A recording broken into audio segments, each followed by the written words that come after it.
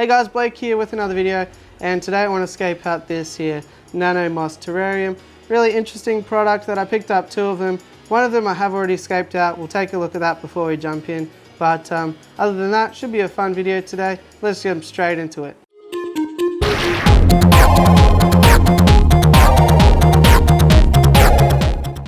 So here on screen now you can see the previous Nano Moss Terrarium that I've scaped out. Actually, I just had a Wabakusa ball and I'd measured it up and it just fit in the top. So I thought it would be a cool idea to just place it in there. And then as the plants all grew, you know, people would be really surprised, like how does that even fit in there? And that's a similar concept to what I want to work with today. So this one here is the smaller of the 2. Once again, there's a couple of things that I really enjoy about them. First of all, this here is the light, and what it is a USB powered light, so you can power it off a power bank or, you know, plug it into your TV or anything like that. But the cool thing is that it has this little vent here, so you can control the levels of humidity. So for example, if you use terrestrial plants and succulents, you can leave that sucker right open. But if you use aquarium plants like we are today, you can close it off and create a nice humid environment to grow your immersed grown aquarium plants. So that's pretty much all there is to it. It comes with the power adapter here, so you can plug it into the wall if you like, or yeah, you can plug it into anything that uses USB power. So let's jump straight ahead and scape this little terrarium out. I've got a couple of ideas today, but I want to sort of play around with that similar idea where we'll get a lot of small stones and sort of piece them together in a way that makes it seem like it would be impossible to get a huge mountain scape in there or something like that. I've got some spare aqua soil that I'm going to use just to fill up the bottom of the terrarium now. Okay, so there we go. We've got the aqua soil in there just for a bit of nutrients and things like that, and I'm just going to bank it up towards the back just to create a bit of additional depth. I'm thinking I might just grab a little bit more, see what I have lying around here. Okay, I think that's going to work a lot better. I just basically stole some from one of the aquariums. The unfortunate side effect being that we've created a bit of a mess here.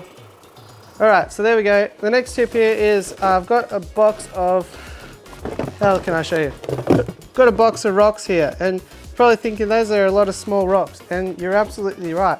Most of the time if you go to aquarium stores that sell hardscape materials, they sell it by weight, and what I like to do is actually pick through the bottom of the boxes and just get a heap of little pieces.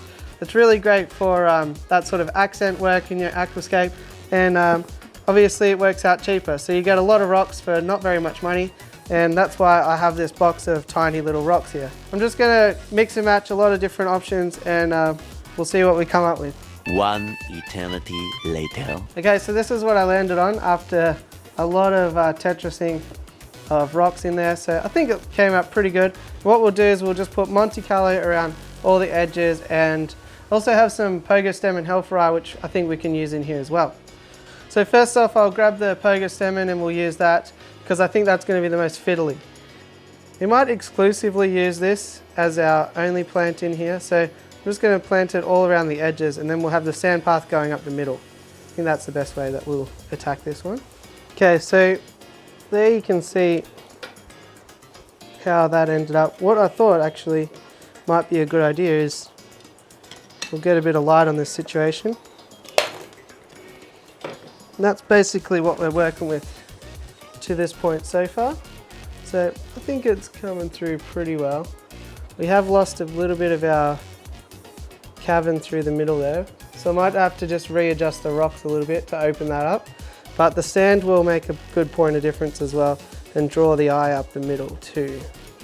We'll give it a good spray down now just to get those roots firmly in place there.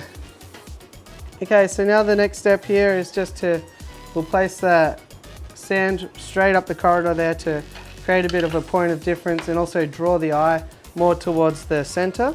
So the sand that I've got here today is some, make sure I get the right side. I've got the ADA La Plata sand here. So I've just cut the corner off, and in theory, we should be able to just pour it in.